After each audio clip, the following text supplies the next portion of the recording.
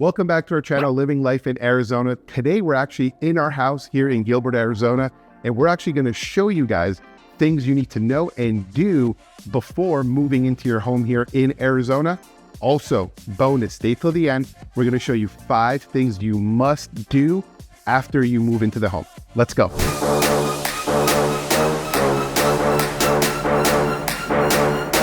All right, now we're here in our kitchen and we're going to talk about some important stuff. Before we go walking around, show you guys some things you need to know and see. A couple of things why this video is important, in my opinion. We help a lot of clients here, buying their first house, and there's things they just don't know, right? So we actually are creating a checklist that we're going to attach here. So if you want to download it for free, it will be in the links below. Also, transactions, when you buy a house and you're financing it, it takes up to 30 days typically to close. So it seems like you have a lot of time to figure all this stuff out. But the last week of the transaction typically moves really, really fast, right? And when it's moving fast, you forget stuff. So that's why this checklist will be super important for you guys. So you don't have to take notes while you're watching this video, but some things we want to know.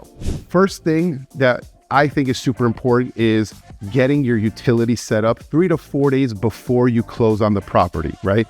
So you want to find out, the sellers should be disclosing that info to you, like who's the water company, the electric, the Wi-Fi, all that fun stuff, gas company. Call ahead 3 to 4 days before closing and tell them to set it up the day of closing. And that'll typically cancel that day for the sellers who own the house. It'll cancel their account that day and yours will start. Okay, that's number 1. Number 2, something I've seen this, I tell my clients and they still kind of do it sometimes, movers. Okay, when you're getting your movers, I recommend never schedule movers on the day of closing. There's a lot of things going on the day of closing. And if your movers are scheduled at a certain time, the closing gets delayed for whatever reason that's out of your control, my control, lender's control, title's control, then you're stuck. And then trying to rebook movers is a nightmare, guys. So I always recommend to my clients to hire movers for the day after closing, just to be on the safe side. We've seen way too many things go wrong for that to make sure you guys are protected there. Because it's funny, they say, I think the number one most stressful moment in someone's life is when there's a family member that passes. I know we're going pretty grim right now. Is when a family member passes. The number 2 biggest stressor in people's lives is moving. So think about that. And this is part of it. So hopefully that helps. Next thing, something I just feel like when we moved here to our Gilbert house, because we had kids, we're like, where's the nearest emergency room, right? These are things you actually want to know before you move in. Kind of have it like on your maps, like, okay, because here in Arizona, there's a lot of urgent cares, emergency rooms. Where's the closest one? Which one's the best one? That's going to be good for kids if you're more kid focused, if you're just for yourself. Where's the nearest emergency room? Also, something that I do because I'm just kind of paranoid person of like, where are all the emergency exits in your house, right? In case something happens, a disaster, a break-in, whatever the case may be. And I'm not trying to get negative here, but you want to know, where are your exits, right? How are you doing? I haven't shared this with Betty, but I actually want to have a ladder upstairs in case something happens that we need to climb down from upstairs down to have that set up. So Betty, just so you know, that's it. Practicing this because with a 2-year-old and a 4-year-old, I'd rather whatever is in here take me than do that. We may have to do some test drills with Oh, Lord. So if you need help with emergency exit plan, evacuation plans, call me, guys. I don't know about that. Lastly, before we start getting outside, I would say getting your security system set up, kind of doing some research on where's the best companies in your local area. Obviously, if you need recommendations, let us know, but that is something to focus on. But before we start, guys, we didn't even introduce ourselves. I'm Sean Janessian. That's Betty holding the camera. We're a husband and wife real estate team here in the Phoenix metro area. Listen, guys, if you guys are thinking of relocating, moving to Arizona, or if you do live here and you're thinking of buying or selling your current home, guys, feel free to reach out to us. You could text us, call us, email, schedule a 15-minute Zoom call. So many of you guys have been reaching out. It's great. We love it. So really, really look forward to hearing from you guys. Let's go.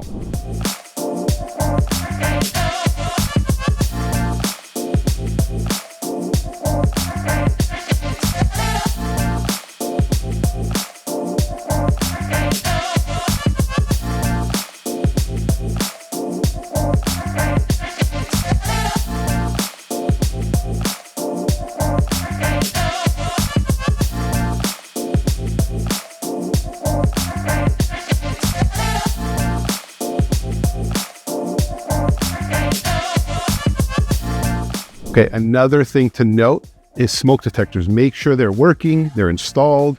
I've seen some inspection reports, they don't mention them, right? So out here, I don't think it depends on the city.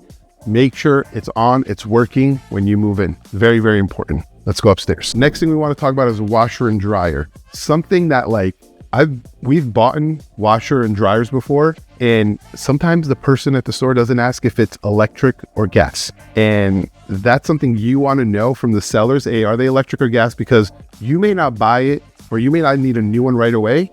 It could be 3 years down the road and you're like, oh geez, was this electric or gas, right? So something that you definitely want to know. Another thing, attic space. You want to know where the attic space is, right? Just good to know when you get like AC tech out, they're going to be like, hey, where's the attic space? Because they're going to have to go through the attic to fix something with the AC unit. That's very important. Another one is your air filters right here. I don't know if you can zoom in. They all should have the size on it. Now, if the seller doesn't have an air filter, you're not going to know the size. You're going to have to kind of measure, figure it out. So make sure you know and how many air filters you have. In this house, we have like 5 air filters that we have to change. I just found the new one actually in there. I just didn't know there was one in the laundry room until right now. Yeah. So that's good to know. So yeah, make sure you have that info because you're going to want to change those. In my opinion, everyone says monthly. Some say every other month, but you should be changing them at least 5 times, 6 times, like 4 to 5 times a year. And never, from everyone I've heard, from AC techs, inspectors, contractor, builders, they all say don't get the expensive filters. Just get the cheapest filter out there, because the more expensive filter you get, the thicker they are. That means the AC unit has to work more, right? So the more the AC unit has to work, that's going to be wear and tear on your AC unit, and that could cost you thousands of dollars. So just get the cheap ones. All right, so now we're outside, and while I was walking out, I was like, hey, let's go to the electrical panel. And Betty, what did you say? I don't even know where it is. I thought it was on the other side of the house. And when we were walking out, I was like, why is it outside of the gate? I thought it should be inside of the gate. This is outside of our gate here. Yeah, I thought it should be like on the other side of that. So this video is going to be perfect for Betty and everyone else that is watching. So electrical panels, something that you want to make sure that is when you're purchasing a house is make sure it's labeled, okay? Where all the switches are labeled. It's very, very important because our first house, when we moved into it, they really weren't labeled. And what happened was we had to there was a monsoon that happened and our power went out in the section of the house. And we were trying to figure out which one is which. I'm turning stuff off. Hey, Betty, did this work? Turning it on. Did this work? And if it's labeled, you're going to be saved. Now, one thing I recommend if it's not labeled and you're purchasing a house, during the inspection period, make sure you put it in there for the panel to be labeled. Very, very minor, but very important. It'll save you one day when you're middle of the night and you're trying to come out here, trying to figure out your flashlight and all that fun stuff. I've been there before. So let's close this. Okay. Next, your drip system. Oh, I hate these. Yes, Betty is not a fan of these. These are like...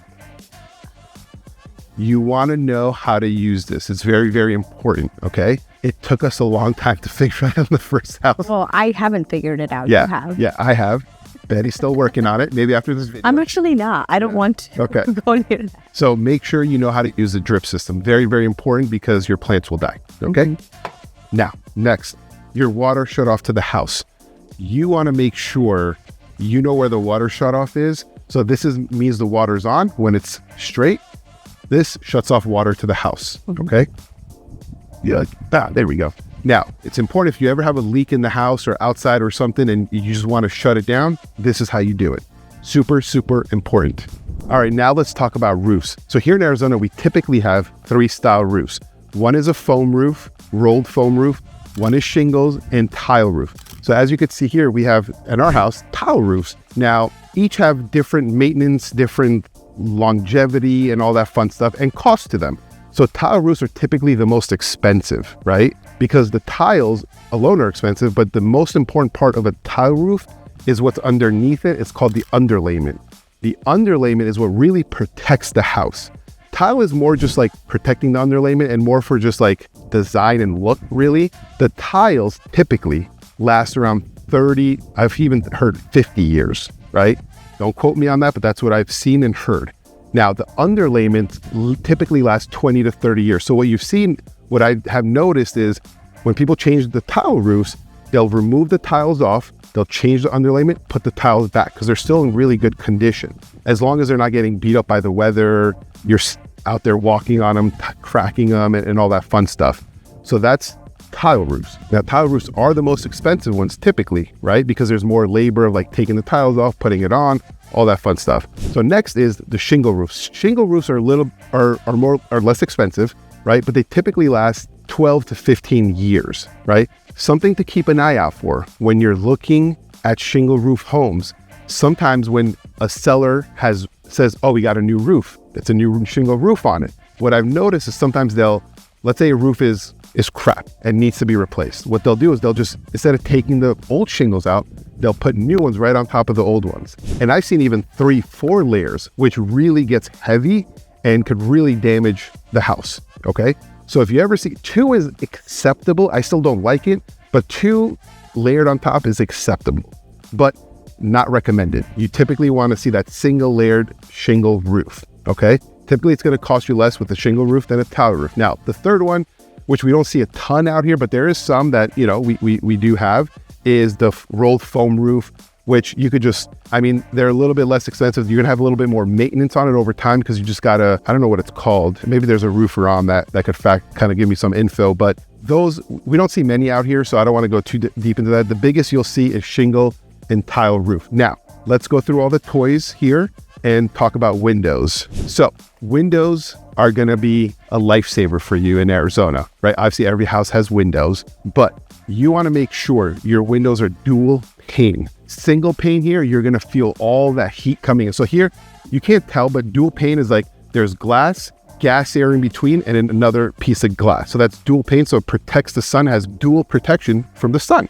If you have a single pane window, you will literally feel the heat coming through the window. So when you're looking at houses, make sure it's dual pane. If not, you're going to have to get that replaced eventually. It's going to save you on your electric bill. It's going to help your AC unit because if you're working your AC unit too much, that's going to cause some damage. Also, gas line.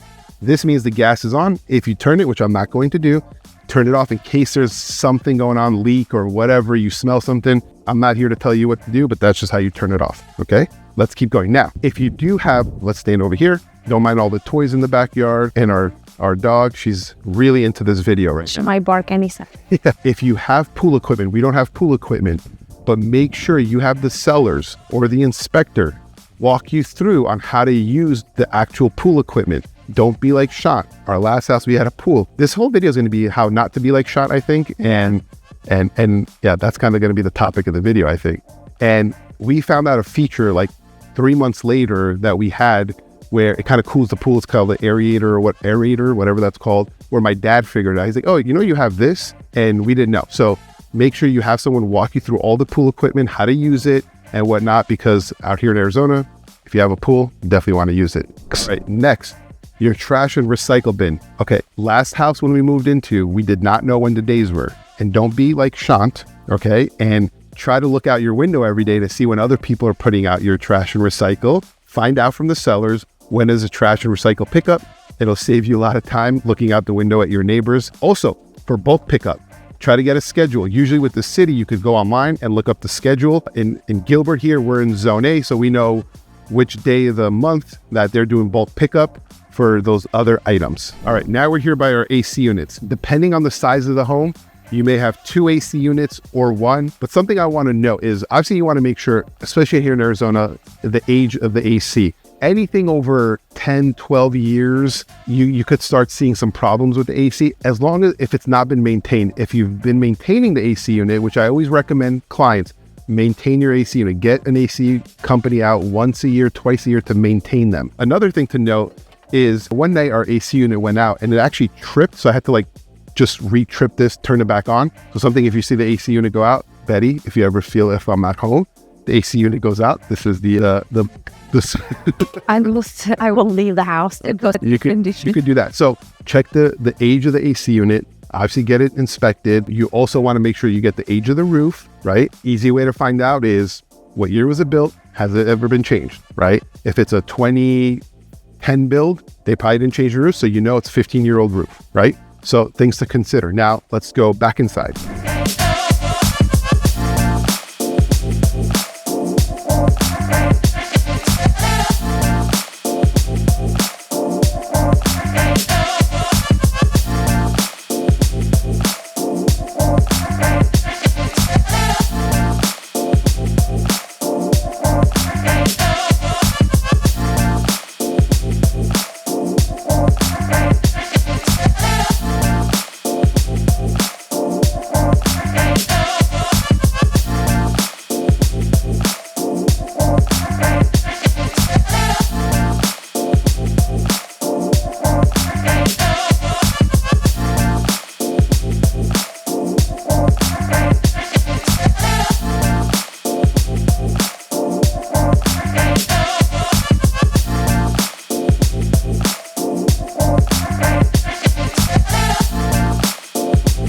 So I know this seems like a lot of information that I'm throwing at you guys, and this is just like part of it, right? So again, if you guys are thinking of purchasing, moving to Arizona, or you are living in Arizona, feel free to reach out to us with any questions. We'd love to be a resource and help you guys out.